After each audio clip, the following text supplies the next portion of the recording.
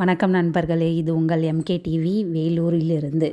வேலூரில் இன்று கிறிஸ்துமஸ் தின விழா கோலாகலமாக கொண்டாடப்படுகிறது. வேலூரில் கிறிஸ்துமஸ் விழா கிறிஸ்து பிறப்பை முன்னிட்டு குழந்தை இயேசு உருவ பொம்மையை மற்றும் நிஜ குழந்தையையும் காட்டி கிறிஸ்தவ மக்கள் மகிழ்ச்சி. தேவாலயத்தில் சிறப்பு பிரார்த்தனைகள். வேலூரில் உள்ள விண்ணேற்பு அன்னை ஆலயத்தில் கிறிஸ்துமஸ் விழாவை முன்னிட்டு நள்ளிரவு சிறப்பு பிரார்த்தனை மற்றும் திருப்பலி பிரார்த்தனை கூட்டமானது நடைபெற்றது.